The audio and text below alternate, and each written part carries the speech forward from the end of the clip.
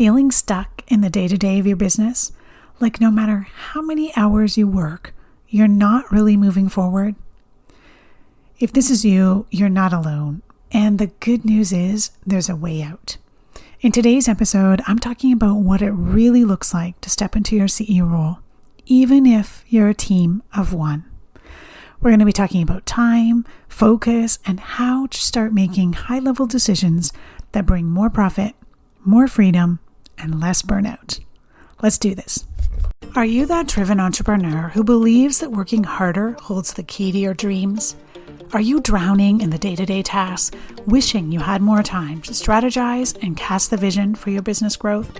Hi, I'm Donna Dubé, your guide on this entrepreneurial journey.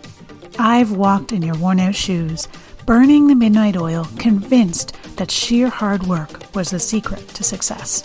Just one more email, one more task, until I found myself on a one-way track to burnout. But here's the twist in the tale.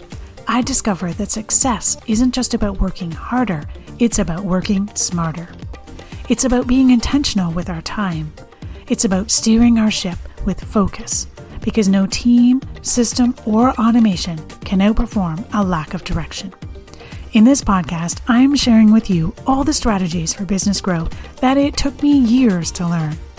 If you're ready to step out of the daily overwhelm so you can amplify your profits, then I'm ready to teach you. I believe the only limit to your business growth is the one you set for yourself.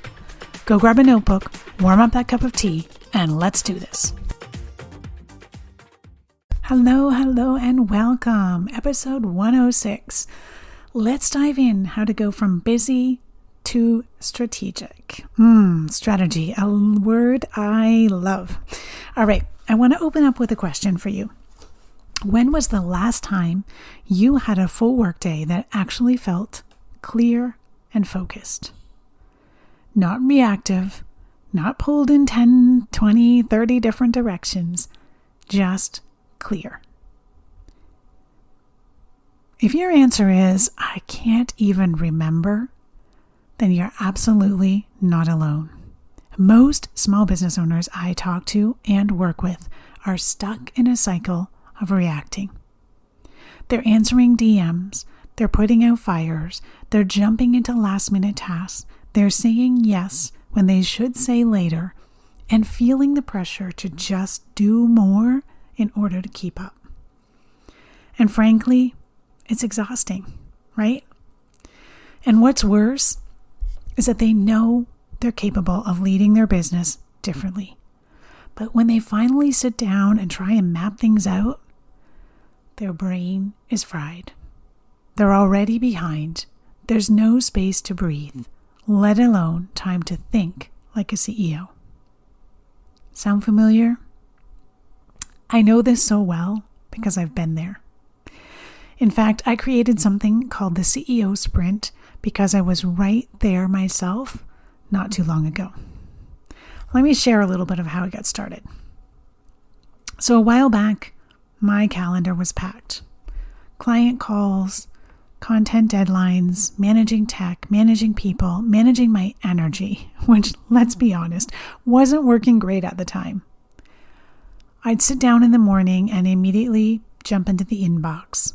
There was no pause, no thinking, just go, go, go. Now, from the outside, things were running smoothly.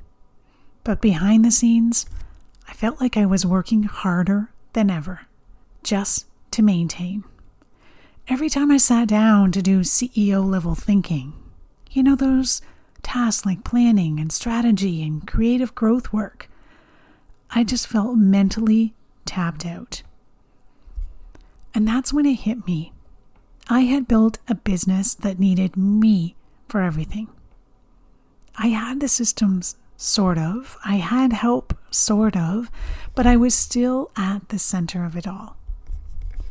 And that, my friends, is not scalable. It's not sustainable. And it's definitely not the freedom-filled business that I and probably many of you set out to build. And I had to admit that something was really uncomfortable. I wasn't running the business was running me. I needed a reset. No, not a long retreat or a complicated new system. I needed a short, focused sprint. Something that could help me step back, reset my priorities, and start acting like a CEO again. And that's what inspired me to create the CEO Sprint, my new private podcast that walks you through exactly the process over 7 short episodes. So, how do you know when you're stuck like me in this? Well, a few months ago, I was reviewing a client's calendar. Every single day was packed with client calls, delivery work, and behind-the-scenes admin. She was showing up, definitely.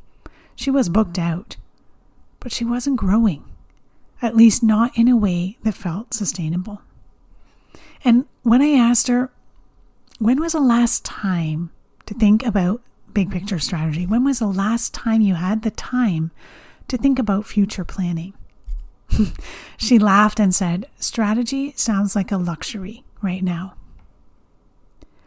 But here's the hard truth. When you don't carve out time for CEO level work, your business gets stuck in maintenance mode. It's not about working harder. It's about reclaiming the time and mental space to be able to lead. So let's pause here for a second because I want to speak directly to those of you who are solopreneurs or have a very small team. You might be thinking, that's great for bigger businesses. I get that. But in my business, it's just me. I am the content team. I am the service provider. I am the admin support. And I get it. Also, because I've been there. When I first started offering one-on-one services, everything was manual. Scheduling, emails, contracts, I was doing it all by hand. But the truth is, if you don't lead your business like a CEO now, it won't grow into the business that allows you to act like one later. Let me say that again. If you don't lead your business like a CEO now, it won't grow into the business that allows you to act like one later. CEO time is not a reward for scaling. It's a requirement for scaling. Even 30 minutes a week to zoom out, look at your data, set priorities, or improve a process, that's CEO work. It what shifts you from reactive to proactive, from feeling overwhelmed to focused, from burnt out to building something sustainable. But first, let me rewind a bit. What does CEO work actually look like? When I say CEO level work, I'm not talking about wearing a power suit and spending your days in vision casting. No, I'm talking about deciding what matters most for this quarter and aligning your actions to that. I'm talking about making decisions that protect your time and your energy. About designing systems that get results without you having to be in the weeds. This kind of work isn't fluffy. It's high impact. And the frustrating thing is, it's also the kind of work that gets pushed to the bottom of the list when your days are filled with client calls, customer service, and social media. All right, let's take a look at what happens, what the cost is of not making this shift. What happens when you don't act like a CEO in your business? When you stay buried in the daily grind, you keep reinventing the wheel with every new client or project because you don't have a system behind the scenes to tell you exactly how to do that process. You don't have any automations to make part of that process easier. When you stay in the daily grind, you say yes to things that don't align because you haven't actually defined what your direction is. And you feel guilty when you rest because things only move forward when you're quote unquote on, when you're working. But when you do create space to think and lead like a CEO, then that's where the magic happens. You build systems. You start anticipating instead of reacting. You begin making CEO-level decisions that increase profit and reduce your workload. So why is it so difficult for so many of us as small business owners to break out of this daily grind? We know we shouldn't. We know how we're supposed to be spending our time, and yet we don't. Well, I want you to know it's not because you're lazy, and it's not because you lack ambition. There's 3 reasons that I've seen. One is that everything feels important. And when everything's urgent, nothing's strategic. 2, you haven't had time to zoom out. When you're buried deep in the weeds, you can't fix the system. You have to step out and look at it from a bird's eye view. And the 3rd one is that you haven't built the muscle of CEO decision-making yet. Let's face it, most of us didn't start as CEOs. We're doers, we're service providers, we're helpers. We want to help our clients reach their next goals. We didn't come here with an MBA in how to run a successful business. And switching from doer to leader isn't just about changing tasks. It's about changing how you think about your role. This is what the private podcast of the CEO Sprint helps you do. And I want to walk through a little bit about what that shift will look like. So 3 signs that you're operating as an operator, not an owner in your business. Number 1, you spend most of your day reacting. Your inbox dictates your day. If someone asks for something, you drop everything and go do it. That, my friends, is not leading. That's surviving. Sign number 2, you're always in production mode. Client work, content, deliverables, they take 80 to 90% of your week. The problem? If you stop doing, the business stops running. And sign number 3, you feel unclear on what really matters. Without clarity, it's easy to stay busy, right? That endless to-do list is always there for us. But you end up avoiding the hard questions, like what's actually driving revenue, and stay in motion instead of making progress. So if this is sounding familiar and resonating with you, I want to show you a little bit of what a CEO reset can look like. What if over the next 7 days, you started carving out even 15 to 30 minutes a day to shift your focus? You don't need a full rebrand. You don't need a new offer. You just need to track how you're spending your time, identify your high-impact priorities, and decide how to protect your time for that work. So when I say you need to track how you're spending your time, I can almost guarantee that for most of us, we're probably spending too much time doing those 10-hour tasks and not enough time doing the higher level CEO level tasks. So then we need to identify what our impact priorities are. What tasks actually move the needle? And what do only you as business owner need to do? And then protecting your time for that work.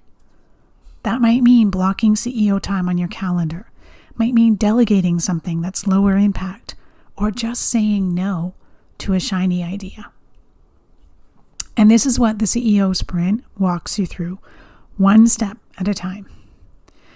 So if you're listening to this and thinking, yes, I need this kind of clarity, I need this kind of shift, I created the CEO Sprint for you.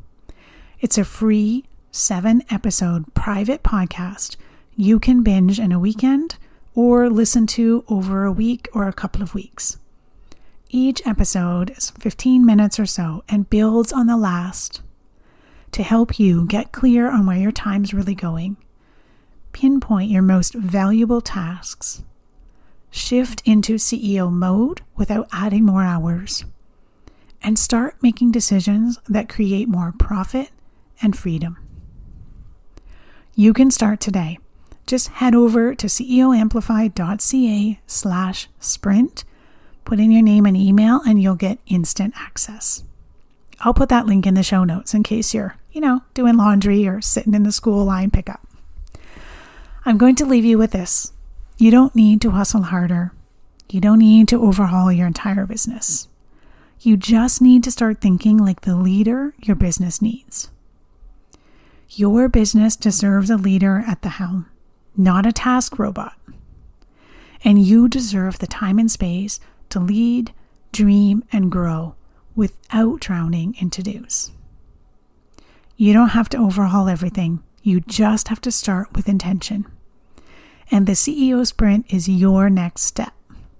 Let's make this your turning point. I can't wait to see you inside. Take care. Thank you for joining me on this episode of CEO Amplify. I appreciate you being part of our thriving community of ambitious business owners. If you enjoyed today's episode, I kindly ask you to share this podcast with a friend and take a hot minute to rate and leave a review. It would mean the world to me. Your feedback helps me reach more people and continue providing valuable content. Thanks so much for your support. Keep shining, and we'll catch you on the next episode.